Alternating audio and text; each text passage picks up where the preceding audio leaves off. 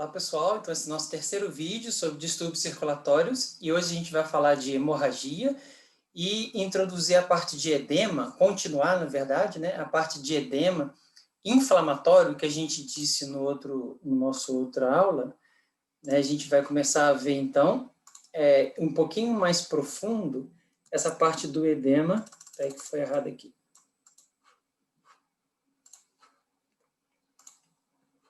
Bom, então a gente vai falar primeiro de hemorragia. Como eu disse na aula anterior, não sei se vocês lembram, né?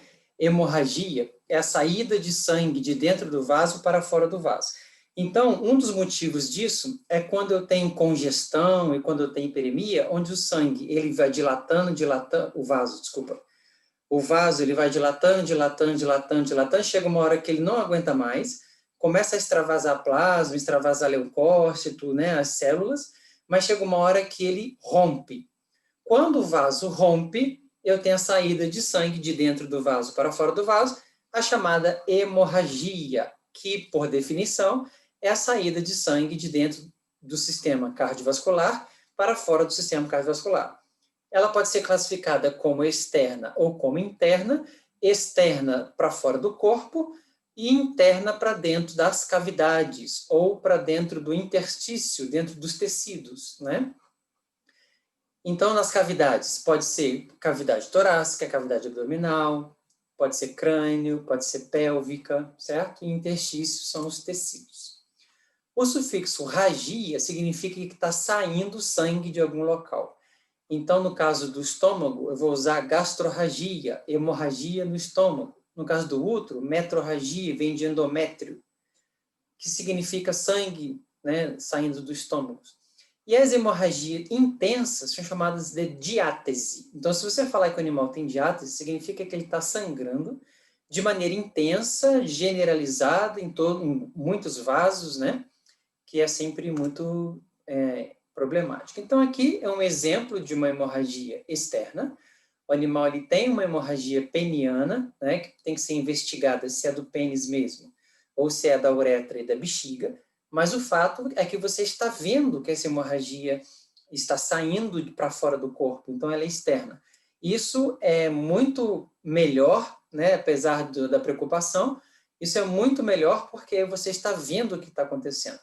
No caso da hemorragia interna, a gente não vê o que está acontecendo. Então, é muito pior que o animal pode simplesmente ter uma morte súbita, porque você não está vendo que está sangrando dentro da cavidade do organismo do animal, né? Então, a diapedese, como eu falei no slide anterior, leucodiapedese, é a saída do sangue, porém, sem rompimento do vaso sanguíneo. O vaso, ele se mantém íntegro, porque ele tem, né, umas estruturas chamadas de células endoteliais, que são as células de dentro, que elas podem abrir uma fresta para a célula sair e depois ela fecha essa fresta, essa abertura. Então, o vaso, ele não rompe, certo? Lembra que eu falei que o vaso dilata, aumenta a permeabilidade do vaso devido à dilatação, né? E esse sangue, então, ele consegue sair devido ao aumento da permeabilidade. A gente viu isso quando viu a aula de hiperemia e congestão, né? Onde o vaso dilata, o vaso aumenta a permeabilidade, eu estou passando mais rápido porque a gente já viu isso, né? E as células conseguem sair. Quando eu tenho saída de plasma, de sangue, né, total, que é plasma, células vermelhas e leucócitos, é saída de sangue, então eu tenho uma hemorragia, entretanto, sem o rompimento do vaso, tá? Então, sem o rompimento do vaso é chamado de diapedese. Com o rompimento do vaso, como eu disse para vocês, é chamado de dierese. Então, dierese é a ruptura do vaso, que pode ser reclassificada ou subclassificada em rexidiabrose. Rex é quando tem um traumatismo, uma perfuração, por exemplo. Você vai enfiar uma agulha no animal, vai sangrar. Então, tem uma perfuração. Isso é rexe. Se eu pegar uma lâmina de bisturi, passar no animal para fazer a cirurgia, vai cortar o vaso. Desculpa, vai ter hemorragia? Sim. Não foi um corte? Foi. Não foi um traumatismo? Foi. Então, isso é chamado de rexe. Agora, quando eu não tenho um corte, uma perfuração, um traumatismo, é chamado de diabrose, como é o caso das úlceras, das feridas, que abrem o vaso né, e acabam, no caso das aftas, né, então na febre aftosa, por exemplo, tem uma ferida, que é uma afta, só que essa ferida não é um corte, não é uma perfuração, é uma ulceração. Então aqui eu vou chamar de diabrose, tá? Diabrose é um tipo de dierese, ou seja, de rompimento do vaso sem o traumatismo, ok? Consequências. Bom, quando está sangrando, a gente sempre se preocupa, né? Por exemplo, uma criança cai, aí quando você olha, ela está se esvairindo em sangue, você, meu Deus, vamos para o hospital, foi grave, faz alguma coisa. Se a criança cai, machuca, mas não sangra, foi nada não. Então, as hemorragias, elas são sempre muito preocupantes, porque está perdendo sangue, e sangue é vida, né? Sangue, eu tenho oxigênio, eu tenho proteínas, eu tenho água, eu tenho muitas coisas ali vitais. Sangue é vida, né? Os vampiros se alimentam de sangue, e a pessoa que é mordida, ela acaba morrendo, mas vão parar de viagem. Então, a quantidade de sangue perdido, ela é o primeiro fator que a gente tem que observar, né? É muito séria essa hemorragia? Primeiro fator, qual a quantidade de sangue que o animal perdeu? Né? Então, isso é muito importante. Segundo, a perda foi rápida ou a perda foi devagar? Porque se a perda for bem devagarzinho, o organismo ele vai se adaptando, vai, né, criando condições para aquilo ali tentar se adaptar e reverter. Agora, se você cortou a jugular e começou a extravasar grande quantidade de sangue, você perdeu de maneira muito rápida, isso o animal entra em choque hipovolêmico, que a gente vai estudar no final dessa unidade, que é a aula de choque, e vocês vão ver que é muito grave, porque o animal perdeu, além de grande quantidade, ele perdeu rápido, ok? Então, quando é preocupante? Quando ele perde muito sangue e quando é rápido, aí ele entra em choque e o choque é muito difícil de reverter. Geralmente o animal vem a óbito. Então, aqui um exemplo de uma hemorragia rápida, aguda e que perde muito sangue, que é o envenenamento por chumbinho de cumarínicos varfarínicos. A gente vai ter uma aula só disso, tá? Então, aqui, ó, a hemorragia, o sangramento intestinal, porque o veneno, ele causa esse processo, né? Ele mata o rato devido às hemorragias, e quando o animal acidentalmente, ou uma criança acidentalmente ingere esse veneno, vai acontecer a mesma coisa, com hemorragias, no caso aqui, internas, que são muito perigosas e levam à morte muito rápido. Aqui no pulmão, como eu falei para vocês, a congestão do pulmão e hemorragia pulmonar, ela é sempre muito perigosa, porque evita a troca gasosa, né, entre o ar e o pulmão, e o animal morre de insuficiência. Então, a hemorragia grave, Gi, depende de quê? Primeiro, da quantidade. Segundo, do tempo, se foi rápido ou agudo. E terceiro, do local. Se foi uma hemorragia, né, no local que não é vital, não tem tanto problema. Agora, se for no pulmão, no cérebro, no coração, aí a gente tem os órgãos vitais com hemorragias, e isso é um pouco mais grave, certo? Bom, passando para o segundo assunto, a gente já falou de edema nos vídeos passados, e, entretanto, a gente vai agora aprofundar, porque o edema é muito importante, e ele é classificado naquele que eu falei, que é inflamatório, mas existe um outro que a gente vai ver na próxima semana, tá? Mas hoje a gente vai aprofundar no edema inflamatório. Então, por definição, edema é o acúmulo de líquido nos espaços intersticiais, que é nos tecidos, ou nas cavidades naturais, cavidade torácica, abdominal e pélvica.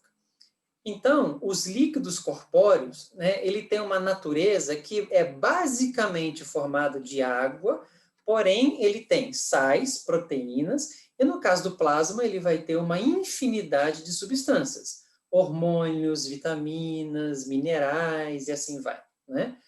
Então, porém, apesar dele ter essa grande quantidade de substâncias, eu tenho que a água representa a grande, né, parte desse líquido. É formado por água.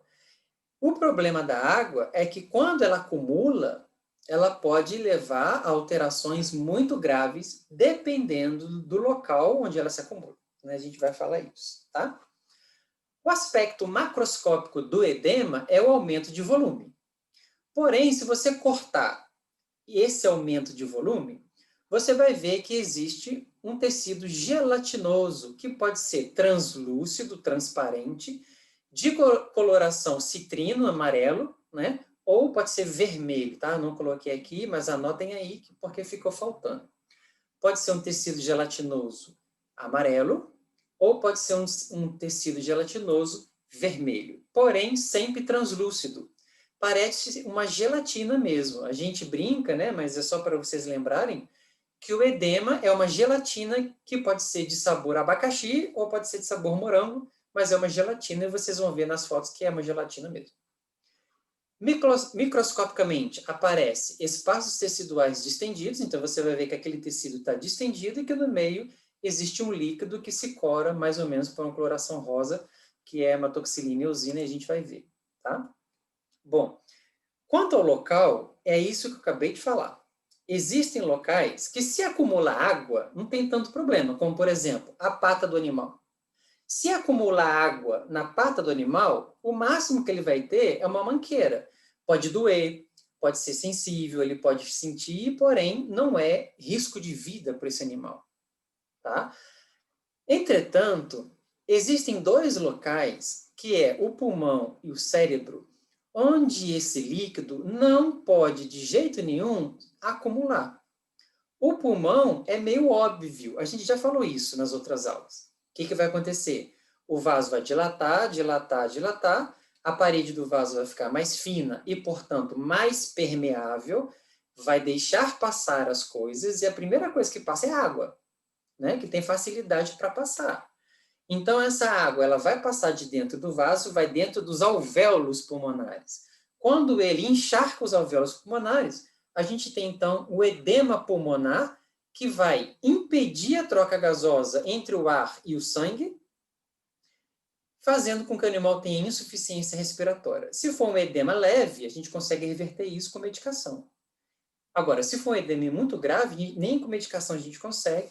Existem algumas manobras, né, que é a solução hipertônica, você aumenta a concentração de sal dentro do sangue, ele puxa essa água, porém, se for um edema muito grave, o animal morre rápido, certo?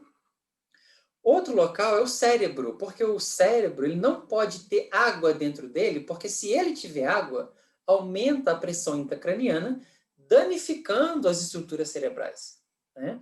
Então, a calota craniana é osso, e aqui não tem espaço para ter mais nada. Existe uma massa, existe um líquido, se aumentar a água, ela vai aumentar a pressão e vai comprimir o órgão, fazendo com que haja morte celular e danos na sua função, certo? Outros locais. O edema cavitário, que é chamado de ascite, quando é na cavidade abdominal, então existe um nome específico, né? Que é a famosa barriga d'água, então o animal vai inchando, inchando, inchando, eu vou mostrar a foto para vocês, ele vai inchando, inchando, inchando, fica com a barrigona, parece que está prenha, mas acontece no macho e na fêmea, né? E não é prenhez.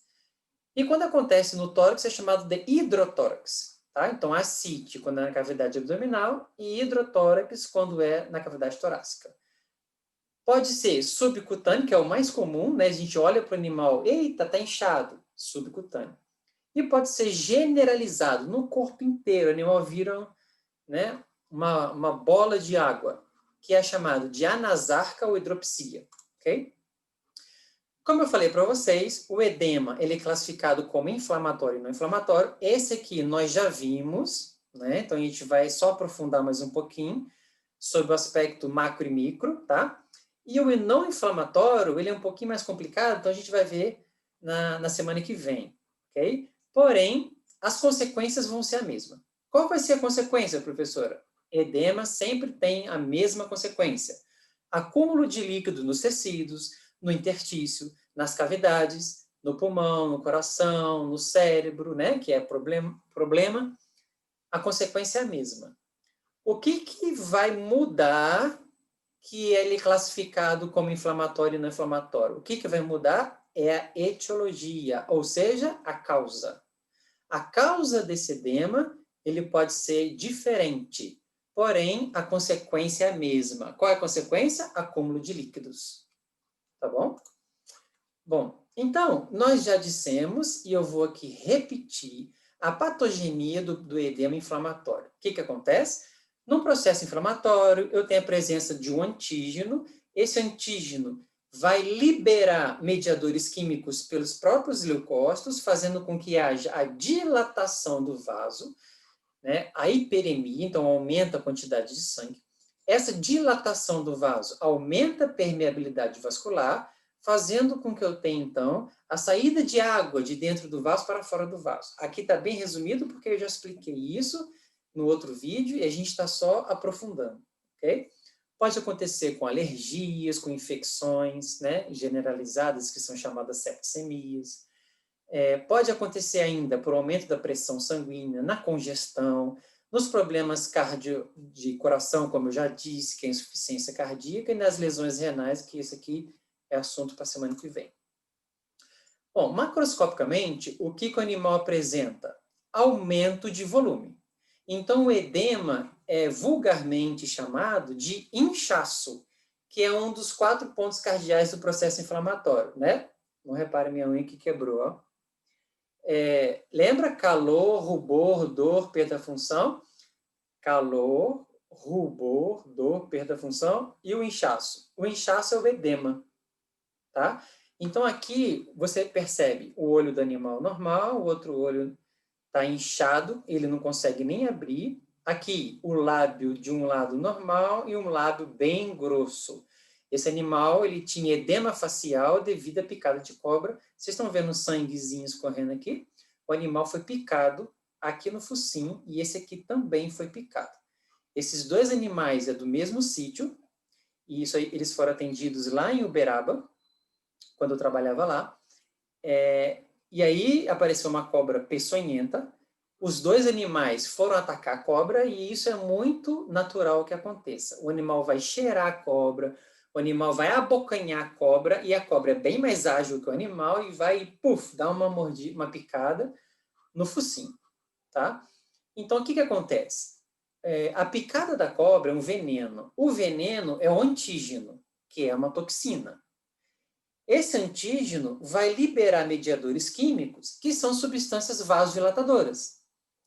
Então, a substância vasodilatadora vai fazer com que o vaso dilate, então ele vai dilatando, dilatando. Quando ele dilata, aumenta a permeabilidade do vaso, ou seja, ele fica mais fininho, facilitando a passagem de água. Essa água, que é chamada plasma, que está dentro do sangue, ele sai de dentro do sangue para fora do sangue, originando o acúmulo de líquidos nessa região, que no caso aqui é o edema subcutâneo. Ok? Então, toda vez que você encontrar um animal inchado desse jeito, vocês considerem a possibilidade de ser um edema subcutâneo. Se é edema subcutâneo, uma das causas é a inflamação. Então, se vocês colocassem a mão aqui, vocês iam ver que estava quente. Se você apertasse, o animal ia reclamar de dor, então estava dolorido, estava vermelho, estava inchado. Então, tudo isso aqui é uma inflamação, e por ser uma inflamação, a gente considera um edema de origem inflamatória, certo? Esse animal aqui é a mesma coisa. Ele foi picado no mesmo local, aqui não aparece a picada, mas foi picado no mesmo local, esse líquido ele começou a se concentrar, né, vai descendo, o problema é chegar na garganta, porque se chegar na garganta pode fechar, como o vídeo que eu vou mostrar para vocês mais para frente. Aqui foi o que eu falei para vocês, aspecto gelatinoso, que pode ser uma gelatina amarela, por conta da bilirrubina, que acaba extravasando junto com o plasma, né? Não é icterícia, viu, gente? Porque o animal não está amarelo no corpo todo, ele está amarelo só no líquido. Isso é natural, o plasma ele é amarelo devido à bilirrubina, nós já estudamos isso, não é? Então, o aspecto é gelatinoso, então aqui parece uma gelatina, né, de abacaxi por conta da cor. Quando você balança, isso é bastante molezinho, né, uma textura gelatinosa mesmo. O que significa isso? Edema subcutâneo, acúmulo de líquido, e aí a gente tem que investigar se ele é inflamatório ou não, tá? Aqui é um videozinho mostrando justamente isso, ó. Olha lá.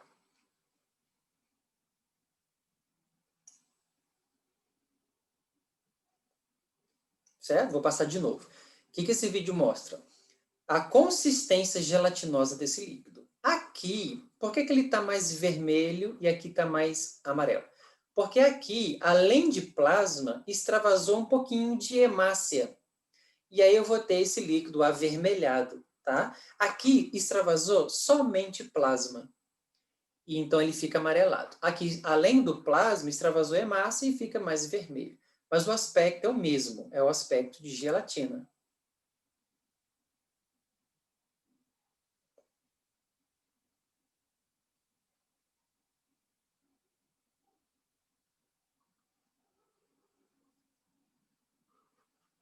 Ok?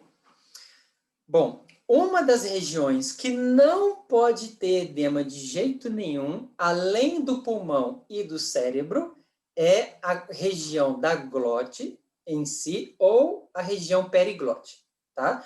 Então aqui, pessoal, essa foto, estou mostrando, vou explicar, é a língua do animal, aqui a glote, essa branquinha, e aqui o esôfago, tá? Aqui a faringe e a laringe.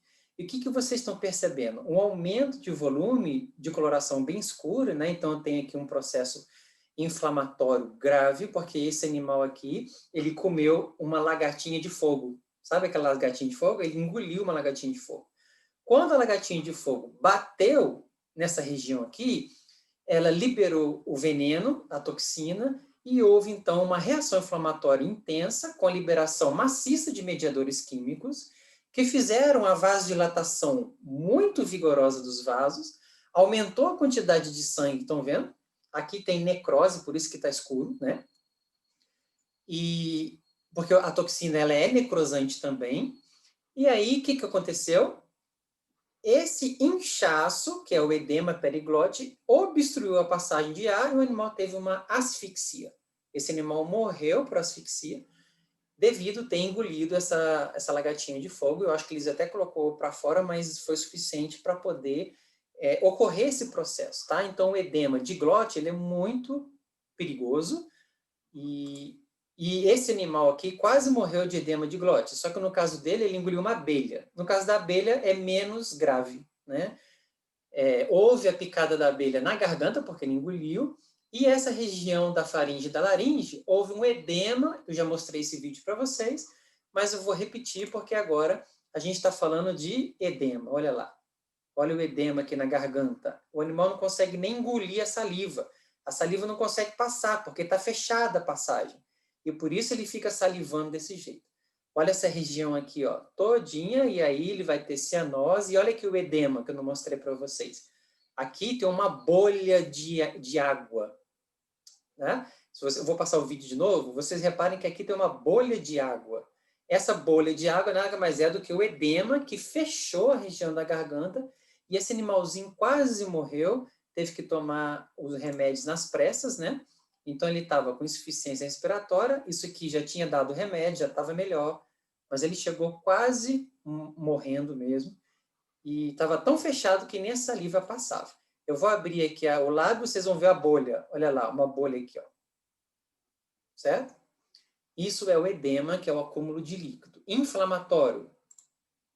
Aqui é um outro caso, né? Mesma coisa, picada de animal, alergia, isso dá muita alergia, né? Tem pessoas que têm alergia a algum medicamento quando toma incha a cabeça, tá? Aqui é o edema, o aspecto gelatinoso, que pode ser avermelhado. Aqui um animal, mesma coisa, teve a picada, esse aqui foi escorpião. Então esse animalzinho teve a picada de escorpião nessa região aqui e houve um edema, né? A sorte que não pegou a glote, ele sobreviveu. Aqui em seres humanos, então um corte da pele, porém é o mesmo aspecto, né? Quando ele é subcutâneo, ele fica com esse aspecto gelatinoso de coloração amarela devido à bilirrubina. Isso aqui nada mais é do que plasma, ok? E o não inflamatório, que a gente vai explicar no vídeo posterior, porque senão fica muita coisa e vai fundir a cabeça de vocês. Então, até o próximo vídeo. Tchau, tchau.